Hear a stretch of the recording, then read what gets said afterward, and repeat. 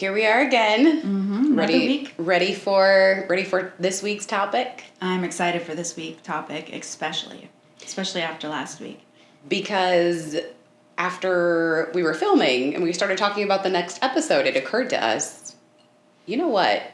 There's actually a pre-step to getting good sleep, and it's one that's more like energetic, psychological, somatic in nature. And so I'm really excited to hear your experience on this topic. And I know for both of us, it was truly what laid the path for starting to get good sleep. So our theme this week, slowing down, which, funny enough, I feel like for me, this has been a path and a journey, and I've not hit an arrival point. No, and I'm so glad you said that, because I'm still on that journey and was humbled this week, especially. Just a reminder of, yep, I'm doing it again. I'm going into old habits, and I am not slowing down like I should. And when we say slowing down, what comes to your mind when you think about that phrase, slowing down? Because there's slowing down, there's rest, there's stillness, there's sleep. So give us a framework for slowing down. Slowing down is more about the mindset and where you're coming from. For me, it used to be sleep. So if I slowed down, that meant time for sleep. That's how I rest. Now it's a matter of how I approach things. So one of my favorite magnets that I have on my fridge that I got from your sleep retreat, it says that stillness is not the absence, or presence is not the absence of movement. It is the presence of peace. So I have applied that to, it's not about what I'm doing, it's about how I'm approaching it. So if I'm cleaning my house, old me would say, okay, I have 1 hour, I'm going to get as much done as possible, and I'm frantically running around sweeping, then I'm cleaning the kitchen, then I really accomplish nothing because I've half cleaned 5 different rooms, versus taking the intent and just being like, okay, I am sweeping my floor and just slowing down at a normal human pace, not rushing, not trying to get to the next thing, just doing the one task at hand in the current moment is all I'm focused on. And that to me is slowing down. If I can focus just on one thing that I'm currently doing in this moment, that is like the definition of stillness to me now. Which, funny enough, that's also what you're describing is literally the picture of presence.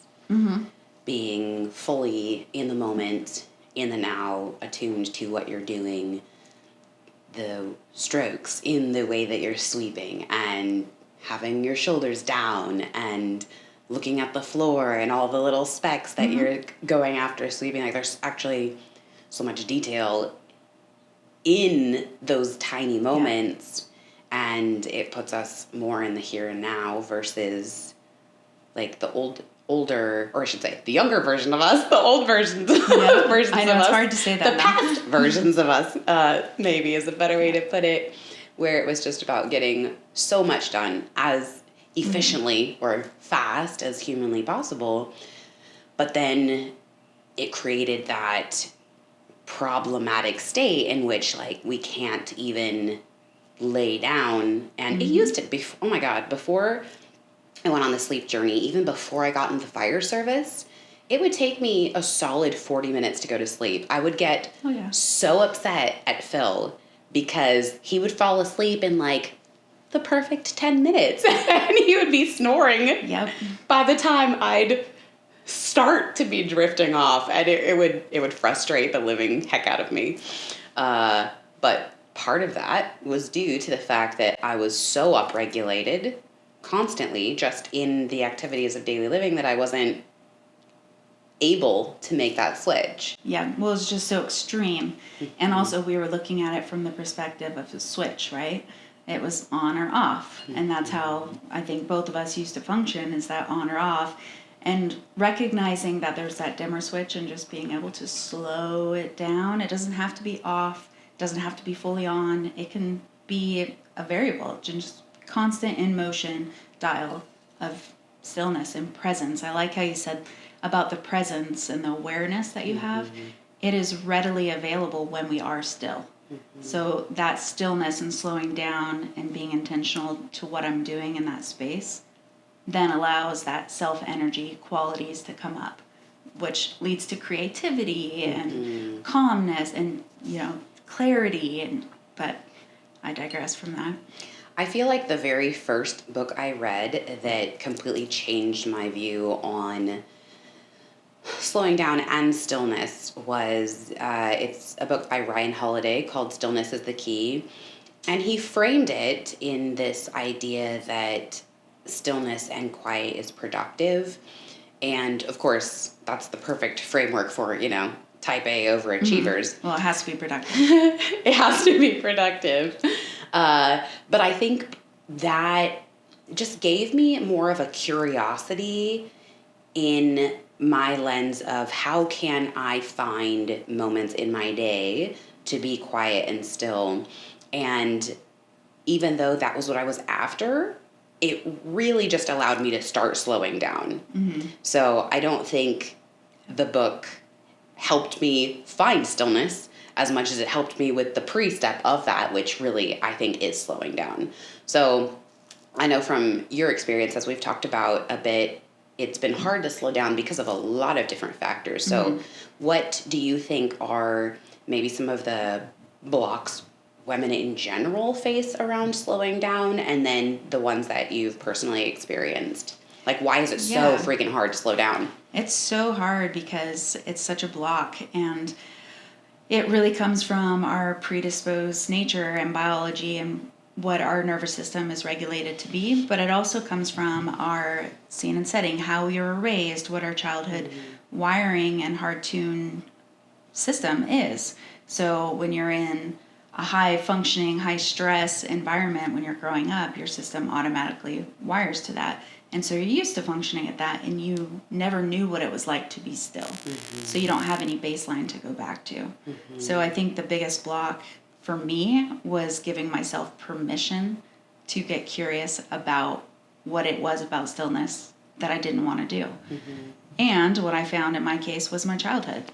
It all the way stemmed back to the environment I was around, and I was afraid to lose my second family. So if I wasn't doing enough and performing, it was very high performance. So you have all A's, you're a high functioning athlete. There was a lot of pressure as a kid. And so all of that wired me not to be still at all. And I was so afraid of losing my family. If I slowed down like I did the first family, then that was the consequence, which was real life. So that was at the root of my fear of slowing down and being still, was that I wouldn't be enough. So at the root of it was I'm not enough if I'm not going. So it was having to get curious and then giving myself permission to be enough, because I am enough. I deserve that. Yeah, and childhood, it's so annoyingly fascinating that so much of our personality is molded to being young, like in that stage. And even with what you're talking about, you can trace back, like that's a trauma response, as a kid, your worth and being hypervigilant. You're looking around like, am I gonna get the attention, because am I worth it? Okay, so I have to then perform. And so you have, like, we all have multiple issues that need to be addressed, I think, before we start looking at slowing down, which is so interesting that it's not just about the slowing down. Yeah, and which is really frustrating. It's so frustrating. Once I started to actually slow down, and I'm like, I got this. Like, I can meditate, I can do this yoga. But then that's when the real work started to surface to what was really underlying why I didn't want to be still. And that's because I didn't want to face my childhood trauma and everything I've been through. And even not just trauma, just the environment I was raised in. It's like I was just afraid to go back there and retrain my brain to function differently, to recognize you're worth it from the beginning. It's crazy that something so simple would be so complex, and yet I have found that as I've been on this journey of being conscious and present and aware of myself, my motivations, the underlying currents behind what I do, it's never just about the thing. It's about what it's prompting in me and the opportunities for growth and authenticity that I have, right? Mm-hmm. Because so long as, I know for me, in a similar way, I was from a big family, and so attention was allocated when you were doing really awesome or when you were not doing awesome. Mm-hmm. And so it was a bit of a pendulum swing, and that wasn't because of ill intentions or neglect. It was just there was a lot going on, right? And so for me, I, being the oldest, having so many beneath me, so many kids, I felt like, okay, well, I will get the most attention by performing at the highest level I could. Mm-hmm. And as an 11-year-old, I wasn't saying, I'm going to do my best and be the best at everything, right? Like it's just you're taking in what's going on around you and then adapting accordingly to get what you need. And so now, or in the last probably 6 years, as I've become more and more aware of this overachieving type A go-getter mindset, I very much have realized that this was actually a program that came from responding or reacting to my environment. It wasn't because I ever decided, like, this is how I wanted life to be for myself. No, but it worked in the moment, and then it worked. So you keep doing it, and that's how any habit forms, good or bad. And it has served you really well. I mean, it's taken you really far in your career, and perfectionism has its place. That gives you a big goal to, strive for, but also recognizing that's a pattern. And if you want change, so it doesn't lead to burnout, you have to go back and change that pattern. Yeah. What are other reasons why women may have a difficult time slowing down? Like, what are some of the beliefs that could be behind that? For like me specifically, a big belief is if you're not moving, then you're lazy and you're being sluggish and slow. So laziness was a huge counterpart to society. If the pressure of if you're not doing, then you're lazy. And so that is definitely one of them. And especially as women, we just hold ourselves, we have more responsibility. So we tend to be the person taking charge of the house and the housemaker and raising the kids and cooking the meals. And we just tend to take on more roles at home as well as carry our work-life balance. So we just tend to be taking on more. Make sure that everyone else is okay. Yep, and especially as women, we don't give ourselves the permission to just sit down. We earned it. We had this hard day at work. We earned the space to relax and rest. Instead, we come home, I had a long day at work, but now I have to make dinner and do homework. And my daughter needs a bath, and we have practice and games. Like all the normal everyday life tends to fall on, one or both parents. In my case, it's just me. So there's just no permission given to sit down and take a break or rest. Society. Yeah. And the expectations. Yeah. And so that, in and of itself, creates that go mode. Mm-hmm. I know it's so hard for so many first responders to come off shift and then give themselves space, even if they don't go take a nap, just to actually like rest and decompress. I think it's because we are so aware of, well, I'm up, I'm going, like I'm just going to push through. Let's just keep it going because I'm already up. And we like the feeling, too, of being up. Yes. Look how much we just got done. Yes. Let's keep it going. Mm-hmm. I know for myself, if I came in from work and saw dishes and saw like laundry and things, it was just such a instinctive response to, all right, I'm going to like clean everything up. And then maybe I will give myself some downtime.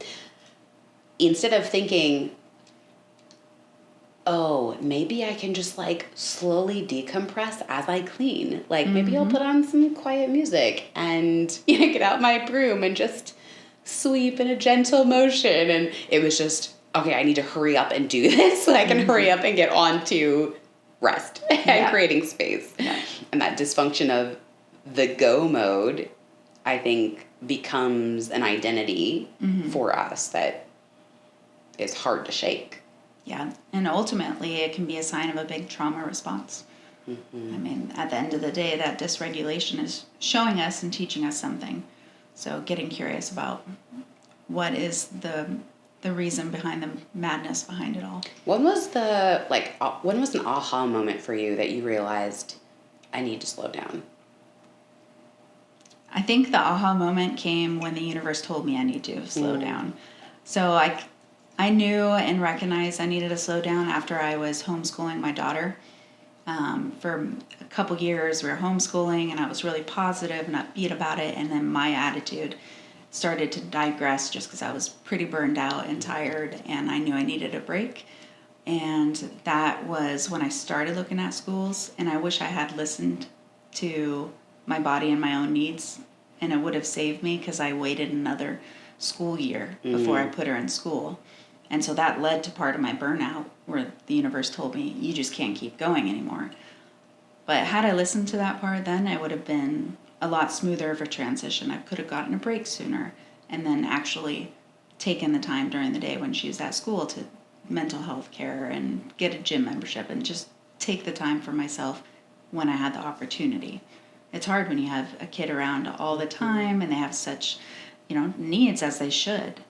They deserve it. It's their birthright to be cared for. And so taking on that extra responsibility definitely led to my ultimate discovery of what I was lacking, which was stillness and rest. I was stuck in that go mode constantly. Which, if we grew up in it, and it's probably easy to just stay in that, but you're creating that same environment for her if you don't slow down. And that was my biggest leading factor is I don't want her to have the same life I did, of that same inability to enjoy what you're doing in the moment and whatever that is. And we brought it up a lot, but like cleaning, it's a mundane task that we have to do. No one likes it, but you can make it fun. Music, stuff like that. And it's just about the intention. I want her to see me enjoying what I'm doing and working through a problem start to finish instead of starting one problem, and just moving all about my house.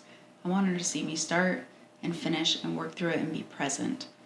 And hopefully she witnesses the stillness inside of me when she watches. Have you ever read The Power of Now?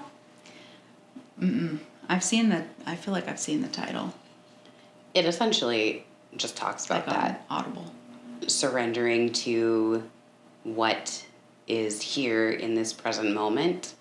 And I have found that when we're rushing for the future, right? We're not rushing because there is something in the now. Mm-hmm. It's a fear of the next thing.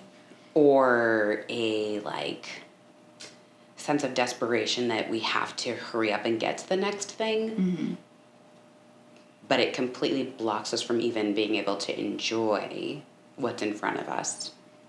Yeah, which is huge, like going from one appointment to one appointment, or as extreme as I've been on vacations and I've been planning my next vacation, which means I'm not even enjoying the current vacation I'm on because I'm already stressed and planning the next one. So, yeah, you nailed it when you said just the acceptance of your current situation and what you're doing, not racing to the next thing. Mm-hmm. That said, how does someone go from, okay, this is where I am, like aha moment, realizing, yes, I rush through everything in my life, from driving to yelling at cars to hitting the red lights to cleaning to appointments one after the other. How do you start? How have you found it accessible to start slowing down? What were some of the entry points for you? I had to start small and start with actually scheduling it into my schedule. I love doing a calendar and I love blocking everything, so that's what I did. I started blocking time to just be still and take a break. Which is so funny because I'm the opposite. If I look at my schedule and I'm like, don't feel like that today. No, Scratch it out. I'm like, I have to do this. It's on the books. It's got to be done.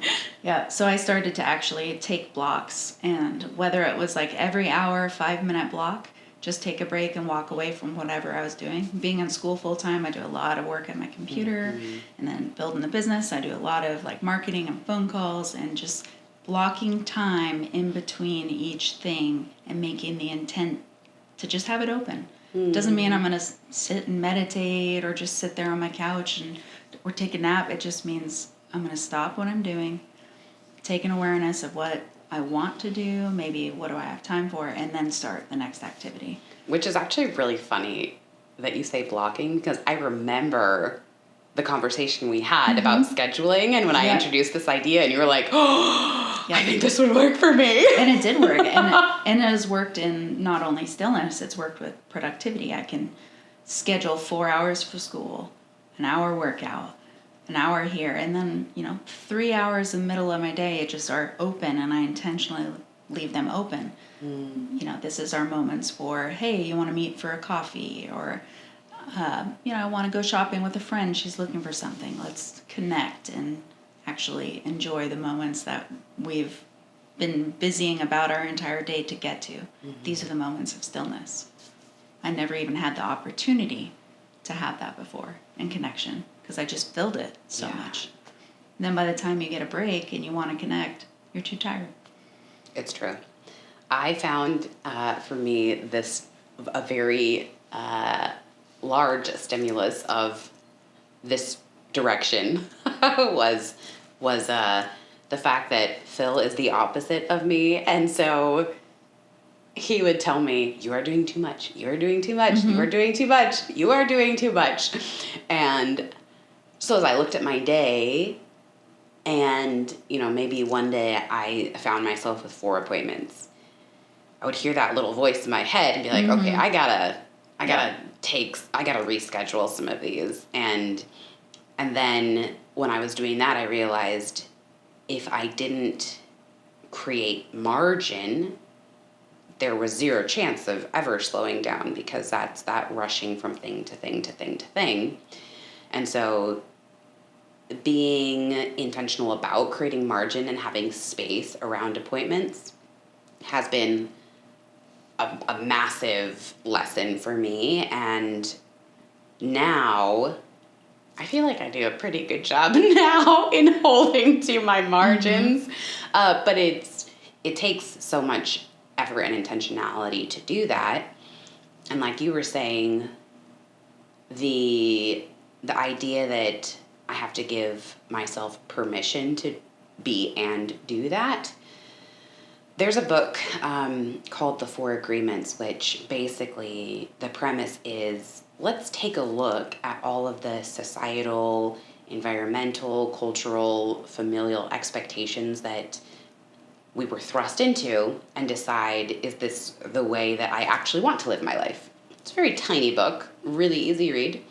But that book probably blew out of the water my regular just subconscious programming, right? Like, I'm just doing this because that's what I've always done, not because this is what I want to do. And so I think for someone who's just starting out, the simplest thing to do is just like say, all right, I'm going to give myself permission to slow down. And whether that's a note that's put on the fridge, or whether that's, a phone screen background, like having that in front of you as a constant reminder is helpful, because now you're bringing that intention into your scheduling, into the way that you structure your day, into and like, it is not easy, right? Like, no, it's not easy. It takes intention and so much intention. Yeah. It's a massive challenge, because like the world expects things of you. Yeah. And there's ways around it that make it feel a little less challenging. I notice, like, if I'm on my break time, I can set music and set a timer. So I don't have to now think about, okay, looking at the clock and I only have this much time allotted. I just wait for the music to stop playing, and then I know it's time to transition, time to take my break or go to the next thing. So there's easier ways to even take the stress of needing to be still and have this certain amount of time, even that can come off the table if I play music, for instance. Stillness is a really interesting concept because, like I said, you can't get to stillness if you're not open to even slowing down in the first place.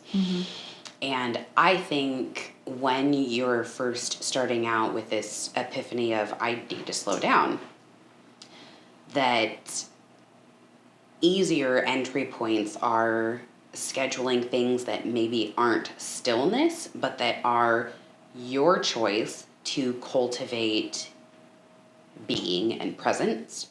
So for me, I found that through painting and art. For maybe the first year that I was on the line, I would come back home, and if I didn't take a nap, I would paint, and just, like focusing on the paints, the colors that I chose, and the movement of the paintbrush, and what's unfolding in front of me. And it turned off that logic side of my brain that was like, okay, well, we have something in 3 hours, so we have to like make sure we're prepared, or all these things that I want to do before I get to that appointment.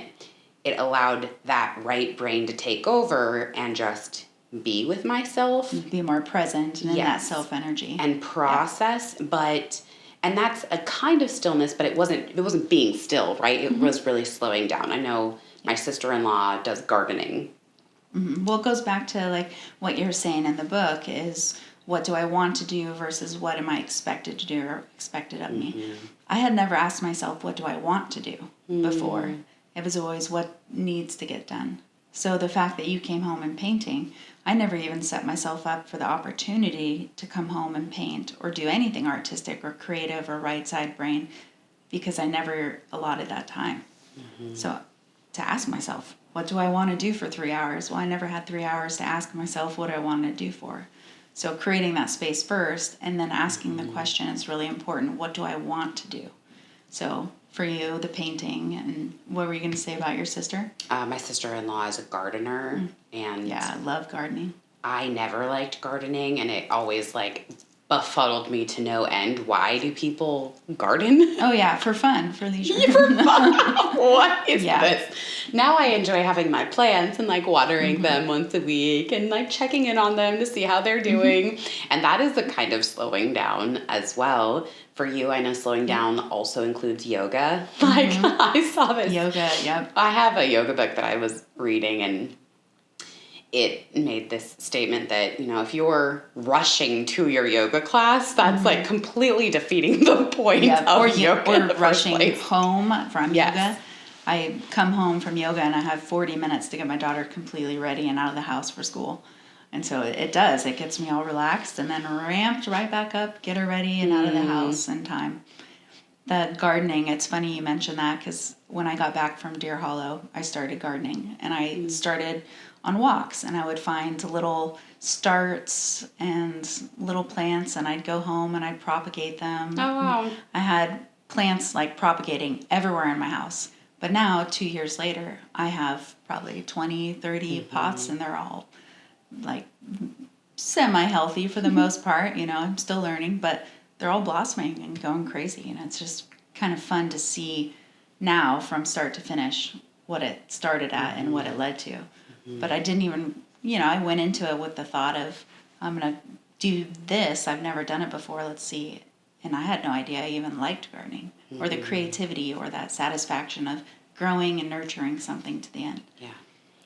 I know sauna also is a really nice thing. So you're kind of being still, but you can also read. But what are you really going to do in a sauna other than sit? And reflect. And reflect. That's why I do hot yoga, so I can do both at the same time. Nice. Get a little more bang from your buck. A little more bang for my buck, If a little bit's good, or if they're both good, they're better together. So I still can't kill that thinking for everything. I know that we're talking about it like it's a little challenge, but people aren't seeing us when we were struggling with the transitional phases, and even those moments that the universe hits you over the head, with a fry pan and is like, oh, you need to slow down. one of my friends is currently going through this with an injury, and the injury is a really long recovery, and she is just fighting it. There is no sense of like, okay, this is a new season. Regroup. It's gonna pass. We're gonna regroup. No, she's just fighting what is and what was. And I know that is a reality too. That you kind of do have to. Our bodies get addicted to that high of the achieving, of the go mode, of productivity and being fast, and so. In those moments where we get that very clear demand of the universe, something needs to change, it can be really difficult. And I know that, as we mentioned when we started, we're both still on that path and that trajectory. And you're going through something even now with having to slow down even more. And that process is really hard. Yeah, it's just hard in general. And it's hard thinking you're ready for something. And then, like in my situation, going back to work and trying to figure out that next step. And, I had the realization that it was too soon. It's not for me yet. And it was really hard and humbling to accept that information, because it's just information. It's not I failed or I passed. It's just information. So time to gather that and then reflect. Slowing down also means saying no to things, and that's what starts with blocking. Like you have to say no to something else in order to fit that in. That's hell hard for many of us who enter first response because we're people pleasers or we're caretakers, and in general, those types of people just say yes to everything. It was a joke between Phil and I for a long time when he'd be like, you don't have to say yes to everything. So then I would say, oh, by the way, I would give myself a pat on the back. By the way, I did say no to this today. Yeah. And he would just be like, oh my gosh, wow, it's possible.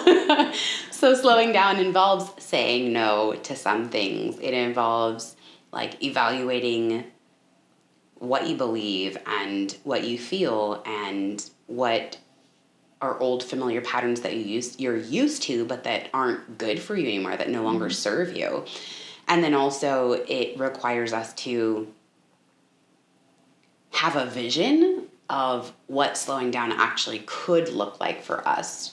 And processing all of that is such a journey, because for me, it might have been, for me, it was my illness. So it was truly the universe slamming a door shut in my face with everything that I wanted on the other side of that door, and having to find a new way in which all the old patterns that no longer served me had to stop. Yeah.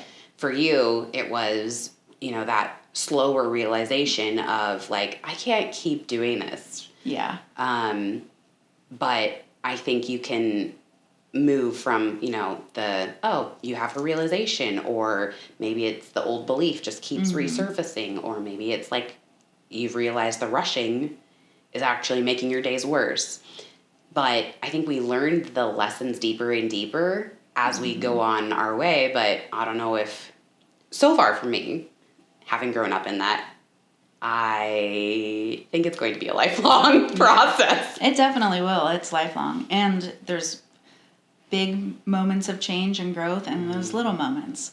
And I'd be curious with our listeners and people that we know, just the simple question of, do you even sit down to eat your meals?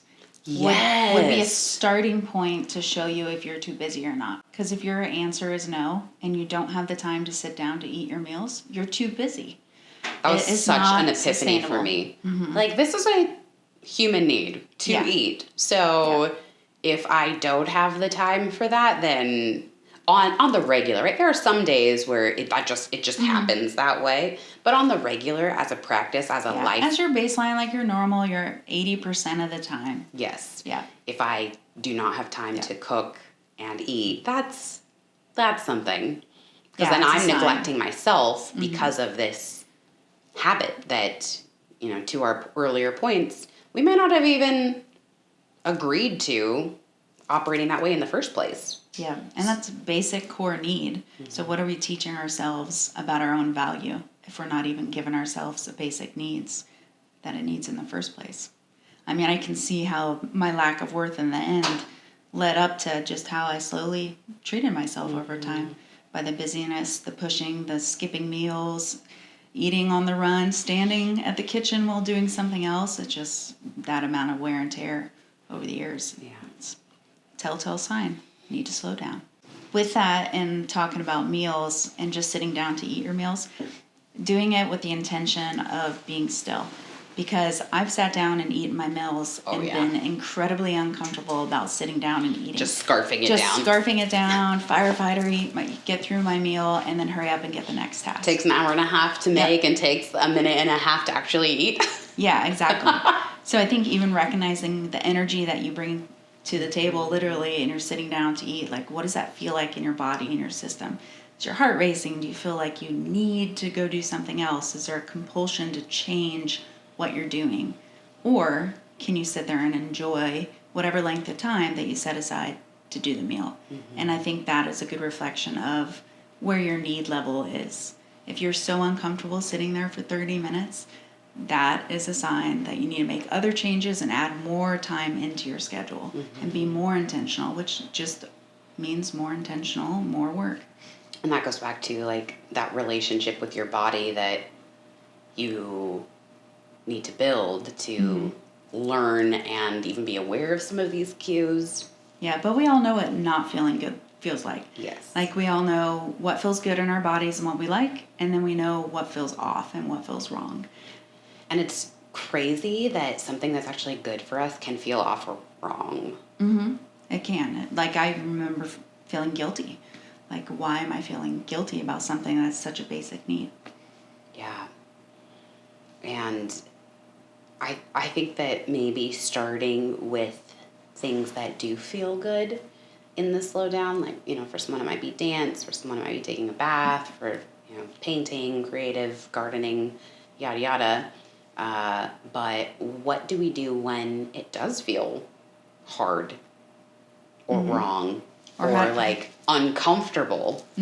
Or how do we even recognize what that feels like? Yeah. Because I know so many firefighters that is the feeling. Like, I don't like doing that. I don't like slowing down. And there's no recognition that you don't like it, not because it's not good or healthful, but just because it's the feeling in your body that you get. And I think the biggest part of that is the body scan and the awareness of what your body is trying to tell you. Because we talked about the scan and what the signals and tension, they're all information and facts. And so it's just, how have you categorized these facts in the past? So, like, I recognize if I have fear. Well, when I slow down and I'm still and I have to face something, I know what fear feels like in my body. My heart feels like it races, my chest tightens up. I recognize, okay, this is a fear feeling that I'm having. So what am I afraid of? And then you can go deeper and explore from there. But I recognize it first in the way it feels in my body, and then I know what emotion to name it, and then I can go and tame it essentially from there. But that's where it starts, is recognizing and differentiating the different emotions and feelings in order to process them. And to the degree that it feels uncomfortable or emotional, that probably is an indicator of that inner work that needs to be done. And it's to get curious about it instead of running away from it and stuffing it down. Well, this is bad because it feels bad. No, it feels bad because it's hard. It's going to be hard to face and address. And that's what will make it easier next time. So you can be still and not be afraid of it. I'm curious, there is a lot that, like, your growth trajectory in the last year has been really intense, and a lot in the moments that you have felt overwhelmed with the process. How have you encouraged yourself that it's okay, this is just a step, we're getting there? I still have to encourage myself that all the time. And a lot of it is going back and just seeing how far I've come. Being able to see the patterns that I have changed.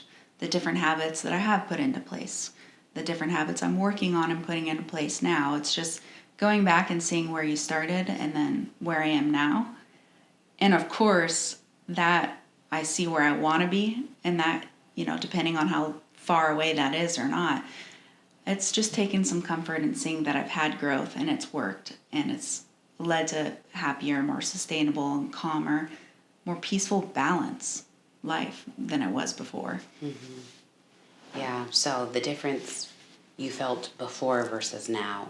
Mm-hmm. And just recognizing it, and it motivates me personally because I'm like, okay, I'm putting in the work and it's working. So let's keep doing what's working. Mm-hmm. So it does give me motivation that it's working. And the more I focus into like my internal family systems or somatics, the more I can differentiate, and the faster I can identify the facts in the future and the signals my body tells me. I can just pick up on the cues faster, which allows me to respond better. I love that. So what are some of the daily emotions that you feel when you're being present in the moment, slowing down as opposed to before?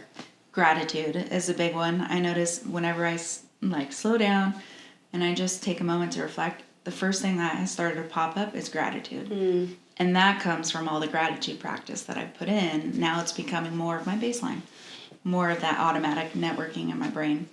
But gratitude always pops up, and it just allows me to see everything through a different lens and a different light. Some other big emotions is gratitude, and then I get the counter of that. So then I get the weight of sadness and grief, and just the heaviness of transition and being in an uncomfortable, place in life. So I feel those emotions, but they're in the same level of gratitude so that it's not overwhelming. So those won't consume me. They can all be true, and accept that they can all be in place. But throughout a given day, before I only had the feelings of like mad, sad, angry, and that was my baseline, and I would just push through all those. Now I'm experiencing like softness and a lighter side of life, like laughter and the silliness, and just being able to connect with my inner child, like creativity, and enjoy the moments with my daughter again. It's allowing myself to feel these different emotions, and the range that the human can experience during a day it's really beautiful. The bad is balanced with the good. So on the spectrum, it's balanced. And I recognize that while I'm in one emotion, it's not permanent, it's temporary. So I know it will pass and another one will surface. So I think also going back on the recognizing like what's working and why you stick with it, I'm sticking with it because of that. It does work the more time you put in. Well, even within grief, like all the emotions inform us just the same way that body sensations inform us. And so even grief informs you that something really meant something to you and had a lot of value to you, that it is no longer there. So even in grief, there is that sense of gratitude, because there is. It's just a bittersweet kind of gratitude versus the yeah. And being comfortable to be in that bittersweet and accept that they can just both be true. And that is not having more expectation than just what is. So slowing down has allowed space to enjoy the moment more, even when the emotions are uncomfortable, because you're not running, rushing, stuffing. Yep, I can actually face it in the problem, in the moment, instead of stuffing it all down all day until right before bedtime when I lay down, and then I'm still, and then it all comes surfacing up, and then it's time to deal with it. Well, now, when I experience something, I recognize it, I stop what I'm doing, I acknowledge it, feel the emotion, and then I just move about my day like as you're supposed to. Well, we're supposed to, but how can we know if we were never taught? So until now, I didn't know what that felt like, to pass through an emotion and just keep moving through your day. Now when I lay down, I don't have 100 different emotions to sort through from the day and to recounter every single situation. I've already resolved anything that popped up along the way. Very briefly, how has being in your body helped you with slowing down? Recognizing when I'm not slowing down is a big one.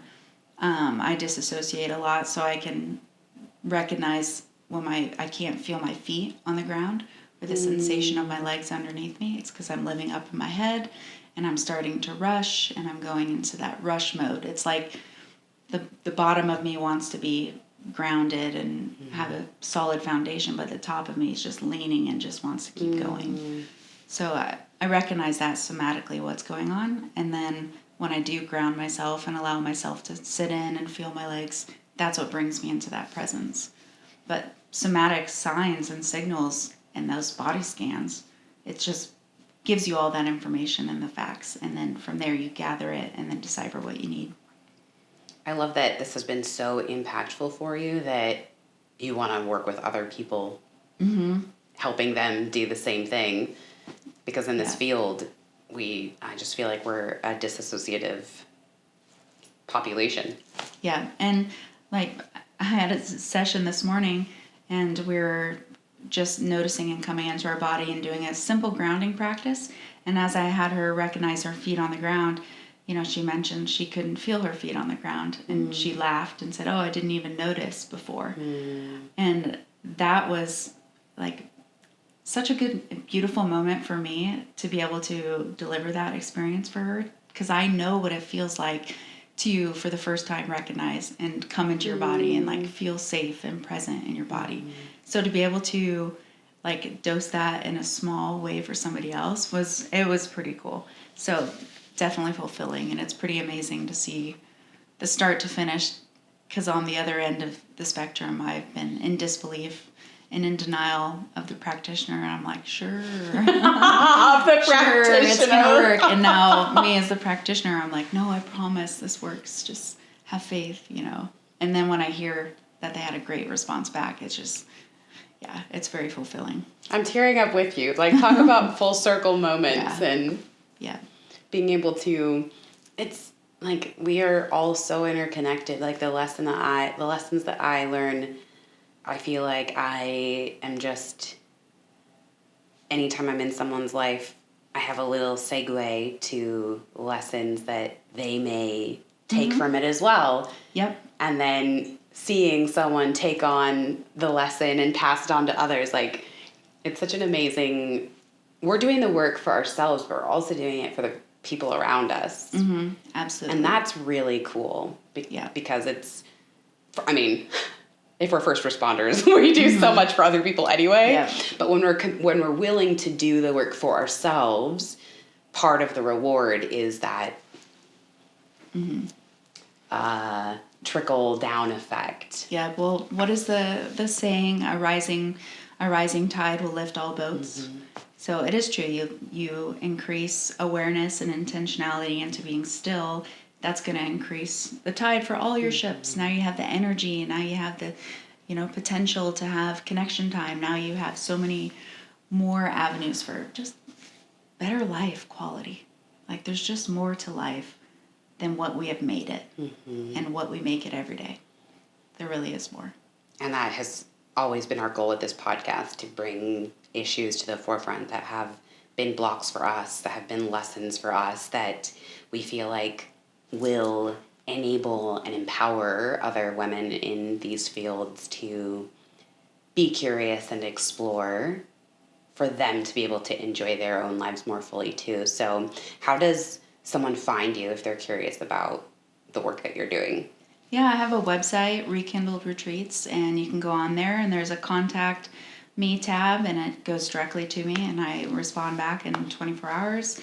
And also, I'm on social media, so TikTok, Instagram, Facebook. You can follow me on there, and I'm available. I do 30-minute somatic sessions and working towards next retreat in 2026. Love it. Very cool. We'll put all of your contact in our show notes. And we also want to thank our fantastic producer. Yes, very much so. We could not do it without him. He keeps us in line. Very much in line, on time, and concise. Yes. Yep. Thank you for all the time you are giving us. with that, next week's episode is going to be a really interesting one. So our listeners, be sure to tune in, share with someone who maybe you're like, I see some signs in you. Maybe I need to slow down. You might need to listen to this podcast episode too. We will look forward to that conversation as well. Yeah. Until next week.